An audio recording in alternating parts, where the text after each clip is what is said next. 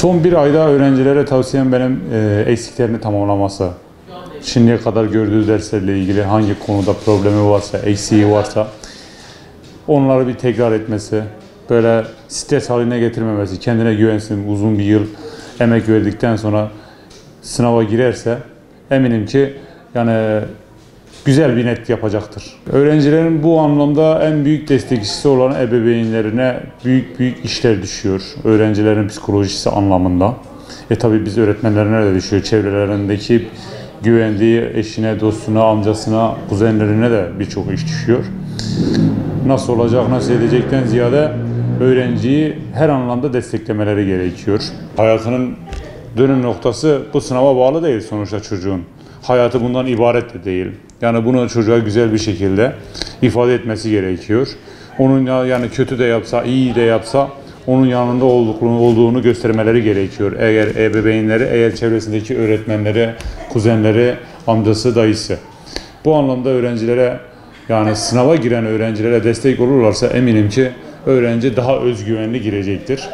Ya bizim toplumumuzda çocuk sayısı biraz fazla olduğu için bizim çocuklarımızın en çok başının okşanmaya ihtiyacı var.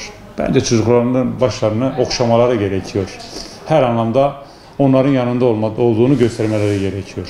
Öğrencisinin çocuğunun yanında olduğunu böyle her anlamda, mecazi anlamda değil. Hani kızıp hani ben sana bu kadar para verdim, bir kuruma yolladım, özel dersler aldırdım. Bunun yerine yani öğrenciye destek olması gerekiyor. Öğrencinin kendisine güvenmesi gerektiğini aşılaması gerekiyor. Nasıl aşabilir öğrencimiz? Aslında çalışan, emek veren hiçbir birey stressiz bir şekilde dese ki ben giriyorum, mümkün mertebe onu beceremez zaten. İster istemez stres olacaktır, heyecan olacaktır. Bu inşallah tatlı bir stres havasında geçer. Zaten dediğim gibi emek veren bir birey istese de istemese de strese girecek yani. İnşallah sınava başladıkları zaman bu stres olmaz. Daha güzel netleri, daha güzel bir başarıları olur öğrencilerimizin. Evet, bir ay kalmış. Uyku düzenine çok dikkat etmeleri gerekiyor. Her zaman belli saatlerde uyanması gerekiyor. Bir gün 8'de, bir gün 9'da, bir gün 10'da değil de yani uyuklamaması için uykusunu düzene koyması gerekiyor. Ha deyince uyanamaz ama uyanma saatini en azından ayarlayabilir. Belli bir saatte uyanırsa bir ay boyunca eminim ki artık uykusu da düzene girer.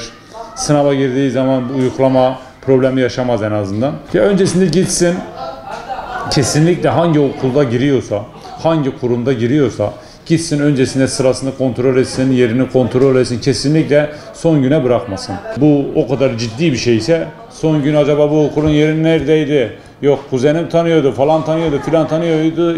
Yola çıkmaması gerekiyor. Emek veren öğrencilere her şey gönüllerince olsun. İnşallah yani sadece öğrencilerin değil hepimizin her şey gönlüne göre olur. Güzel yerlerde olurlar. Hedeflerine inşallah ulaşırlar. Başarılar diliyorum şimdiden.